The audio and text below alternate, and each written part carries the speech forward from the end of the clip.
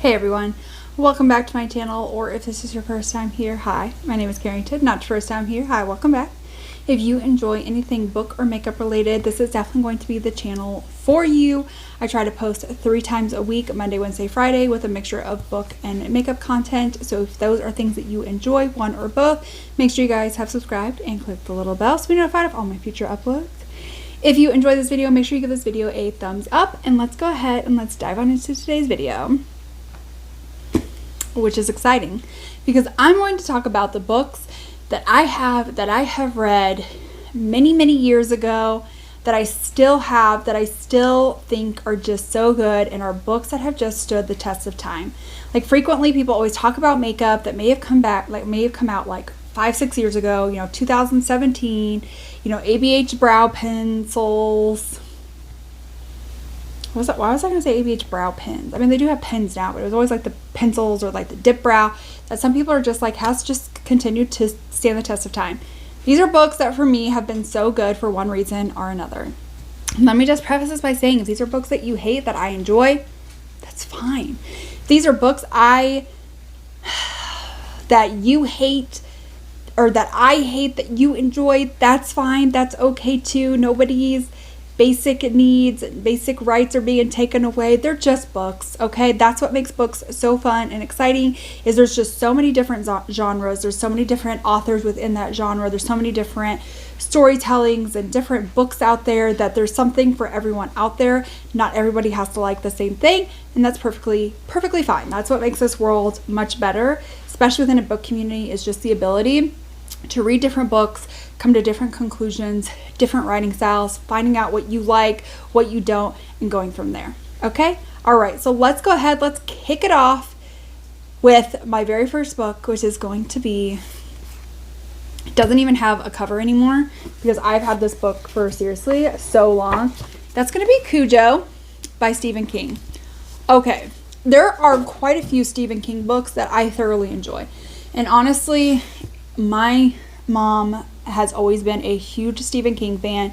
Even when I was really little, I could catch her on her bed reading Stephen King. She had Stephen King like section and like her like books that she had.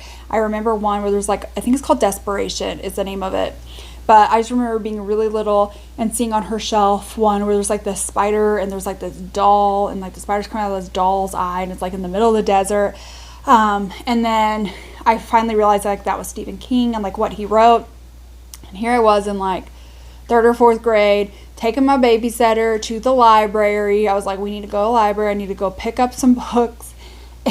And my at my library, when you walked in, the whole upper section was just for adults. And then you would go to the back and you would go around and go down the steps. And that would lead you into like this giant kids section. It was huge. And so my babysitter was like, come on, Carrington, let's go down to the kids section. And I was like, no, I would like to go check out some Stephen King books. And I did. My babysitter was like real shocked. She was like, I don't know, maybe I should text your mom if you could pick these books up. Well, I guess no, because texting wasn't a thing then. It was call her or something. Anyway, so we had to go up to the library desk. She had to ask if she could use the phone. She called my mom, and my mom was like, yeah, that's fine. So anyways, I checked out some books. Cujo was one of them. Cujo was a book that I had checked out, and it was so good. This book, I think, is like so terrifying. I think just like because of like how realistic and how relatable this could be. Maybe not in today's society. Absolutely not in today's society. I mean, there is like some truth to it. Like, a dog can get rabies and like go absolutely insane. But like now we have like cell phones, right? We have cell phones. And we're not trying to get to a house phone. And there's like a lot of like different things. But just for it to be this like little kid that's like scared of the closet, who, is scared of like this like creepy, like a monster that almost like whenever he describes it, almost seems kind of like a dog, but like a scary dog. And then like this dog gets rabies, and its owners really does like love the dog. but like don't realize that it's getting rabies, and now it's like rabid and like attacking and killing people. It was just so terrifying. I did watch the movie, and I thought the movie was good, but let me tell you, the book and the way that it ended is just a million times better. I will die on that hill. It's a million times better. Okay, the next 2 books that I'm going to talk about, I'm actually just talking about the series as a whole, but I just brought in some of the books. But so starting off with our first series is going to be The Hunger Games. Here's what I will say: the movies are good as well. It's just not always necessarily the same as the books, and there's just some details that are a little bit different than the books, but these books were, this whole series was just like so good. And just like for Katniss and like what she was going through and what she was experiencing and being like the one that was really taking care of her family, and now it was either like her little sister go, or she like puts herself out there and she chooses herself to go to this ring knowing that she is likely going to die, and if she does, what's going to happen to her family back home? Like, is her mom ever going to be able to recover enough to take care of her sister? Or is her sister basically going to be like left alone to just like have to like figure things out for herself?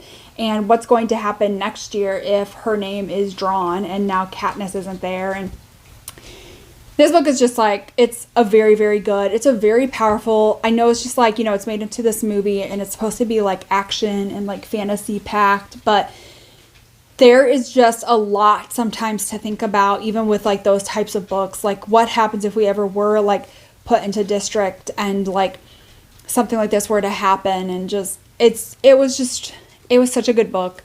This was such a good series. It was really, really well done. Okay, if I brought up The Hunger Games, I think everybody knows I would have to include this, and I will die on this hill. You should see my books. You should see all of my books in this series because they are torn to pieces. That is going to be the Harry Potter series. Do you see this? I have all of these books and they're just torn to shreds. Like, I have just read them and read them and read them numerous times. Numerous amounts of times. I could scream. But I love Harry Potter as a whole. Even the movies did not do them justice. They did not. I thought that they were really good, but there were just so many pieces missing from all of the books that just could have made the movies so exceptionally better. Like the House Elves liberation, Ron and Hermione being prefects, Peeves, the poltergeist, and like kind of how important he was. Talking about like the Bloody Baron and Nearly Headless Nick and Nearly Headless Nick's death day party. And there are just so many things that were just not in the movies. So if you have only watched the movies and you were like, oh, I think I kind of get the gist, I don't really need to read the books, you need to read the books. They're long books. They can be long. They get longer. Each book that you read, like this one has like 350 pages. This was the second one. The 4th, 5th, 6th, and 7th are all just like 700-800 page books, even like 600 page books. They are all so good. This series is one that I frequently come back to. I think I read this like every few years, beginning to end, because it's just so good and I just feel like should not be forgotten about. Okay, I just don't think I should. Another book that I read when I was little, I read it with my mom and I had seen the movie. But still, seriously, it still stands the test of time, and that's going to be Little Women. Oh, this book is so good. This book is a fantastic book. This is this like, what is this? I don't know, but it's got like the really fun pages, and here's like the book, and it's got like some pictures scattered throughout. This book is just so good. It just kind of follows the story of like this mom and her sisters, and this, I just don't think that this is just a book that has stood the test of time, honestly. When was this book first published? That's what I really need to know. Does it say? This says it's 1987. I think. This is what it says. Copyright 1987. I know I did not buy this book in 1987, because then it says this edition in 2001. So maybe 1987. But anyways, this is such a good book. It's a classic. I think this will continue to always be a classic. This is definitely one where if you have like preteen, and you guys like to like try to read a book together every night, this is one that like I think is just such a good book. It's so good. It's so good. Okay, these next few books are ones that I did read as a kid. I don't necessarily know that they're made for kids, right? But they were good and I still have them and I will reread them. Okay, the first is going to be White Oleander. Has anybody ever read this? This book is really good. I really enjoyed this book. I think there's a movie or like a Lifetime movie about this. Can't remember. I don't remember much about it in comparison to like the book. I'm just trying to think because I just think I've seen it like once or twice, but I read this book a lot. So this is about a mother who has to go to prison for murder. And now her daughter Astrid is just kind of going and bouncing along the foster care system. And it's kind of like talking about like her experience in the foster care system, which can be, as a foster care child, can be extremely traumatic, which is obviously like you can tell from like this book itself that like it's a little bit traumatic for her as well. But like you just like her foster care journey, and then it just kind of like goes like her relationship with her mother and like how that has changed with her being in jail and her having to go through foster care and like find out like more about herself and like who she is as a person instead of like living within like her mother's shadows. There is so much going on in this book. It's a really thick book. How many pages does this have? I guess we'll never know. 450 pages. But this is a really good book. If you have not read this, I would 100% recommend this book. Okay? It's really good. It's not thriller or anything else like that.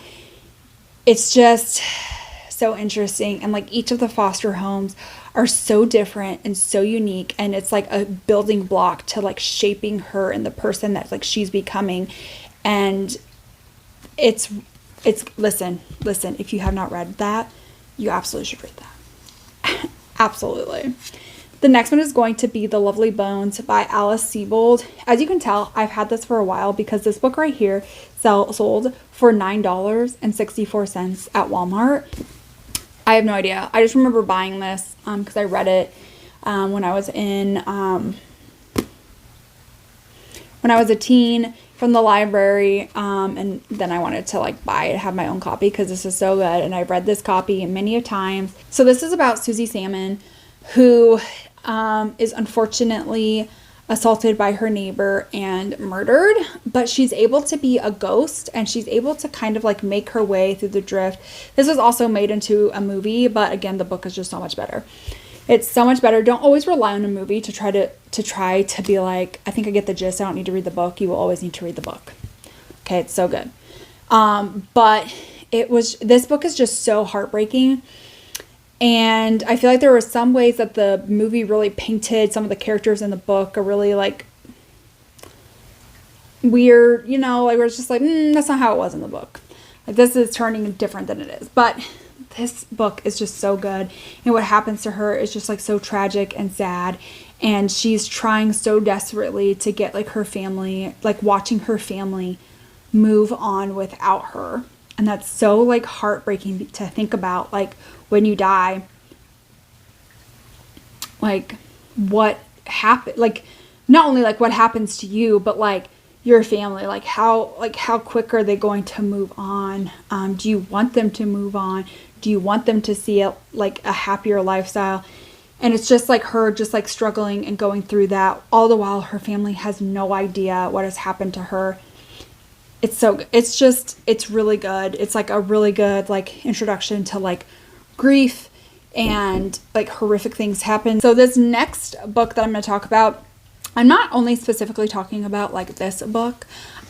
This is about like all the books from the author that have always just stood the test of time. Okay, that's going to be Jodi Picoult. I have the book Sing You Home, but let me just say that some of her books are chef's kiss.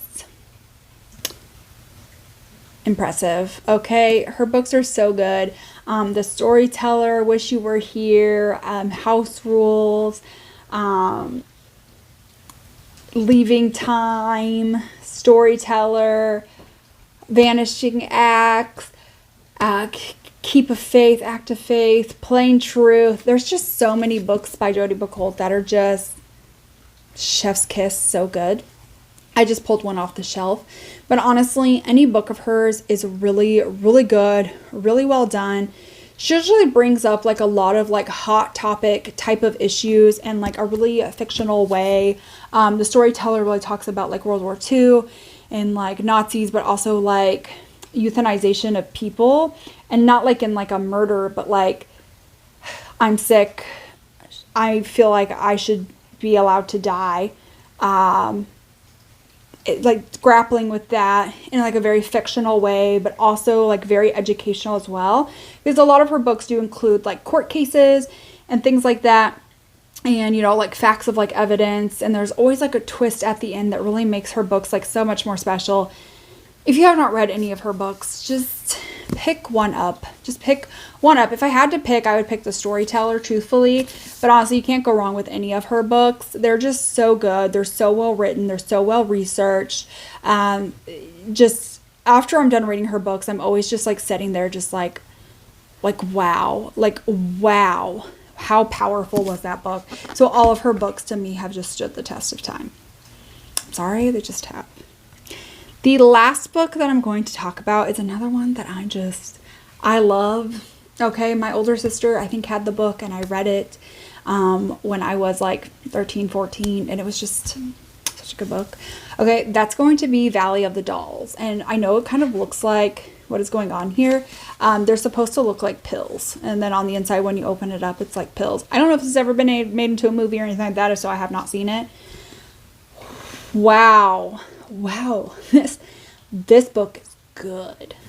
This book is so good. So it talks about like 3 friends who are in New York City, and they are trying to make it big into Hollywood. They are trying desperately, they're always having to go to parties or trying to go to like movie shoots, photo shoots, whatever it is that they're into, to try to really like build themselves and their brand. And like along the way, they're all like doing drugs, they're all like taking pills, which makes sense, for like the amount of, there's pills there, or are those pills or cigarettes? Pills there, pills on the front. So they are really like taking these pills so that a way they can like keep up like they're like, everything's fine, everything's okay, I have all of this energy, I don't need any sleep, I'm going to like all these things during the day, and then at night I'm like partying with all these huge celebrities to try to make a bigger name and bigger for myself. But then as they're starting to like climb and grow, they're now addicted to like all of these pills. And then, they're like making it to the top, and they're seeing what the industry is really like. And once they make it to the top, they realize that like eventually they're going to like have to like bottom out and like crash and burn. And it just kind of just like follows them in their journey through Hollywood and addiction and friendships. And there's just like so much that like goes on in this book. And again, it's another really thick book, but it is so good and it is so worth it. I have read this countless times. These books that I'm like sharing with you are books that I have read multiple times. These aren't like books where it's like, oh, I read them once and like they're so good that like if I read them again, I would still enjoy them. These are books that I frequently go back and will reread. I frequently go back and reread them. And I have no shame in that, because these are just such good books. All of these books are great. I don't know if there would be a way for me to like rank them. I guess if I had to pick like top 3 books, White Oleander, really good. Anything Jodi Picoult, honestly, so good. And then Valley of the Dolls would be like 3 where I would be like, start there. But also, you cannot go wrong with Hunger Games series, Harry Potter series, Little Women is a classic. They're all really, really good books. I would say those 3 would be what I would recommend to other people. But those other ones are also good, and they've always just stood the test of time for me. Let me know what books have stood the test of time for you so far in your life. What are books that you have either reread a ton of times and you continue to reread them? What are books that maybe you have read once or twice before, but you are just like, that is such a good book. I would recommend that to anybody. Let me know what are just some books that for you have just stood the test of time. I want to do a book that like books that really made me excited for reading as a kid. I really need to like pick my brain about books that I read when I was a small child and like that really got me into reading. So let me know if you guys want to see that down below, but let me know some books that have just stood the test of time for you. Maybe they're books that I've read, maybe they aren't. I need to check them out, pick them up, but I need to know all of those down below. If you enjoyed this video, then definitely make sure you have given this video a thumbs up. Don't forget to subscribe, click the little bell so you can be notified of more of my book or makeup videos, and I will see you all in my next one. Bye!